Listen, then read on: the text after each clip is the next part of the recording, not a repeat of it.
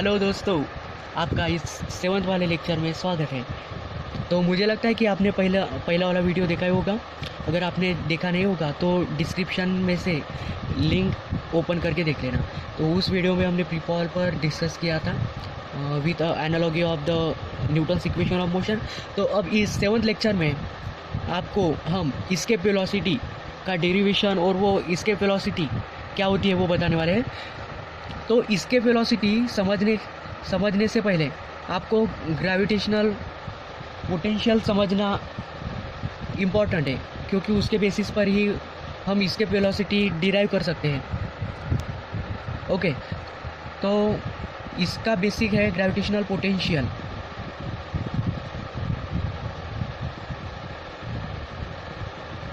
तो gravitational potential क्या होता है? जिस प्रकार हमने 9th में पोटेंशियल एनर्जी के बारे में पढ़ा है वर्क एनर्जी में, उसी प्रकार ये ग्रेविटेशनल पोटेंशियल भी होता है। तो सबसे पहले पोटेंशियल एनर्जी मतलब हम पी से रिप्रेजेंट करते हैं, तो उसका फार्मूला होता है mgh। ओके दोस्तों, ग्रेविटेशनल पोटेंशियल एनर्जी अब क्या होती है वो देखना है। तो समझो कोई ऑब्जेक्ट है, समझो ये ऑब्जेक्ट है और इसे मैं कुछ हाइट पे यहाँ पकड़ा हुआ हूँ, मतलब the stored form of energy is known as the potential energy. Okay, you have to remember it. Any kind of energy which will be stored at certain height against the force of gravity is known as the potential energy. तो ये definition अपने book में नहीं है, ये 11th में आपको पढ़ने को मिलेगा और ये जो टॉपिक है काफ़ी इम्पोर्टेंट है। ठीक है दोस्तों, तो अब मैं ग्रेविटेशन पोटेंशियल के बारे में बताना चाहता हूँ। तो सबसे पहले पोटेंशियल एनर्जी की डेफिनेशन क्या होती है वो सुन लो। Potential energy is the kind of energy at which the object will be stored at certain height. Okay, तो इस प्रकार की स्टोर्ड फॉर्म ऑफ एनर्जी को भी हम पोटेंशियल एनर्जी कर सकते हैं। तो अब ग्रेविटेशनल पोटेंशियल क्या होता है वो देखते हैं विस्तार से। तो समझो at constant acceleration due to gravity, मतलब कांस्टेंट जी पे हम कोई वर्क डन करते हैं, कोई ऑब्जेक्ट किसी सर्टेन हाइट पे इस अर्थ से लेके जाते हैं।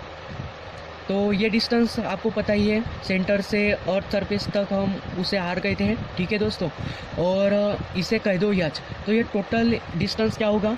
Are plus h. ओके दोस्तों, तो अब आपको ग्रेविटेशनल फोर्स का फार्मूला लिखना है। सबसे पहले उसका डेरिवेशन आपके बुक में नहीं है, लेकिन मुझे लगता है कि आपको बताना चाहिए कैसे आया है। उसको इंटीग्रेट भी करना पड़ता है, जो कि अभी हमारे 10th में इंटीग्रेशन वगैरह नहीं होता, इसलिए हम सिंपल वे से डिराइव करना चाहते हैं। ओके, तो देखिए हम सबसे पहले यूनिवर्सल ग्रेविटेशनल फोर्स का फार्मूला लिखते हैं। ये होता है G अपॉन आर स्क्वायर। ठीक है दोस्तों, तो ये जो आर प्लस एच है उसे हम कैपिटल आर से रिप्रेजेंट करते हैं। लेट ये टोटल डिस्टेंस है, ये ऑब्जेक्ट कुछ हाइट पे रखा हुआ है, तो ये डिस्टेंस आर प्लस एच हो गया और इस फार्मूले में हमने आर स्क्वायर लिखा है। अब देखिए दोस्तों, आपको वर्क का फार्मूला पता है? वर्क डन करना मतलब क्या होता है? वर्क डन एक प्रकार की एनर्जी है। ठीक है, तो वर्क का फार्मूला है W equal to force into displacement. Okay दोस्तों, तो अब मैं यहाँ क्या कर रहा हूँ, ये वर्क भी एक काइंड की एनर्जी है, मैं यहाँ एनर्जी लिखता हूँ। ओके, ये क्या है? एनर्जी। तो work equal to work W से रिप्रेजेंट किया जाता है। अब मैं यहाँ सिर्फ इस यस को चेंज कर रहा हूँ और इसके प्लेस में आर पुट कर रहा हूँ। ठीक है दोस्तों, इतना ही करना है, आपको आगे में पता चलेगा कि क्यों मैंने ऐसा किया। तो अब इस फोर्स के फार्मूले को मुझे वर्क के फार्मूले में कन्वर्ट करना है। ठीक है, मतलब ग्रेविटेशनल पोटेंशियल तैयार करना है। तो इसका डेरिवेशन कैसे करें? अब देखिए यहाँ क्या करता हूँ मैं, multiply by R both side.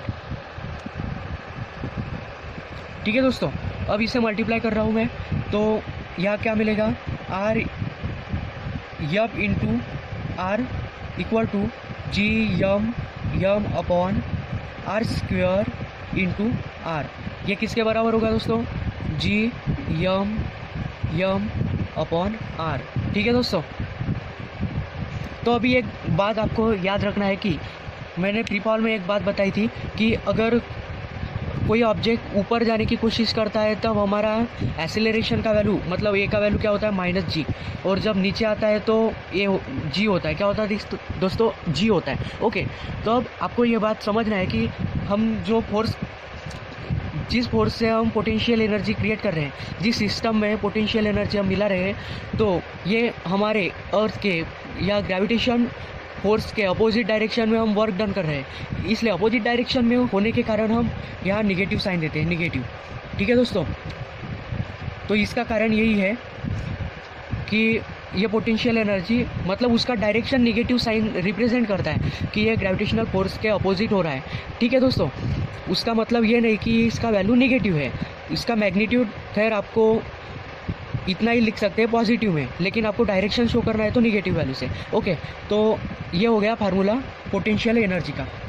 ठीक है, तो एक बार मैं अच्छे से बता देता हूँ। तो ग्रेविटेशनल पोटेंशियल का फार्मूला इस प्रकार है, PE it is equal to the -GM/r।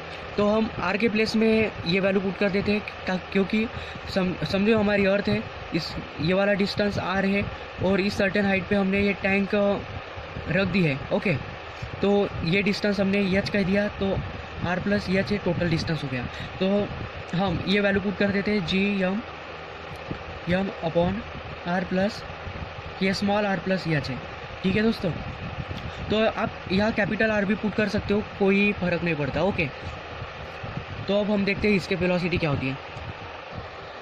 तो इसके वेलोसिटी हम समझते हैं। तो इसके वेलोसिटी क्या होता है, the minimum velocity with which the object thrown vertically upward from the surface of earth which escape from the earth gravitational field called escape velocity। Okay, तो ये आपके एसएससी की बुक की डेफिनेशन है। उसमें क्या लिखा है, an object throw vertically upward from the surface of the earth having initial velocity equal to the escape velocity called to escape from the gravitational field। Okay, तो अब हम escape velocity क्या होती है अच्छे से समझते हैं। escape velocity एक प्रकार की वेलोसिटी है जिससे ऑब्जेक्ट इनिशियल वेलोसिटी से कई ज़्यादा स्पीड से ग्रेविटेशनल फील्ड को पास करके बाहर जाता है, फिर वापस नहीं आता। उस वेलोसिटी को escape velocity कहते हैं। समझो हमारी अर्थ है और यहाँ से हम रॉकेट लॉन्च कर रहे हैं, ये ऊपर जा रहा है, इसकी इनिशियल वेलोसिटी वो बढ़ती जाती है। ठीक है, और हमारी अर्थ उसको नीचे खींचने की कोशिश करता है, लेकिन उस वेलोसिटी को खींच नहीं सकती। उस प्रकार के वेलोसिटी को escape velocity कहते हैं। escape velocity मतलब सरल अर्थ है कि हमारे अर्थ से काफ़ी तेज़ी से ग्रेविटेशनल फील्ड को पास करके किसी ऑर्बिट में उस सैटेलाइट को या रॉकेट को रिवॉल्व करना। ओके, तो हम इसका डेरिवेशन देखते हैं, किस प्रकार इसका डेरिवेशन आता है। बिल्कुल शुरुआत तो देखिए दोस्तों, हम escape velocity का डेरिवेशन देख रहे हैं। बिल्कुल आसान है और आपको कुछ बातें अभी समझना है। फिलहाल हमने ग्रेविटेशनल पोटेंशियल पढ़ ही लिया है, तो उसका यूज भी अभी escape velocity में कहाँ आता है वो भी आपको समझ में आएगा। ठीक है दोस्तों, तो अब हम देखते हैं काइनेटिक एनर्जी। काइनेटिक एनर्जी का आपको फार्मूला याद ही होगा। ठीक है, मैं बता देता हूँ क्या होता है। हम सरफेस पर बात करते हैं, ऑन द सरफेस ऑफ अर्थ।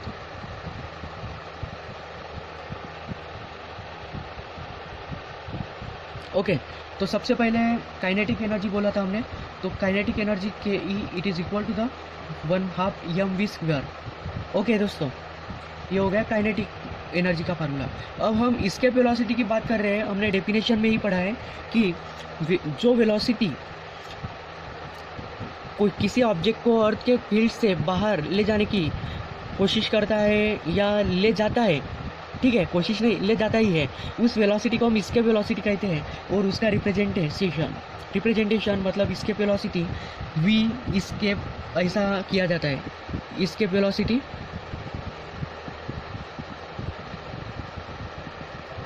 इसको v escape ऐसा रिप्रेजेंट किया जाता है। ठीक है दोस्तों,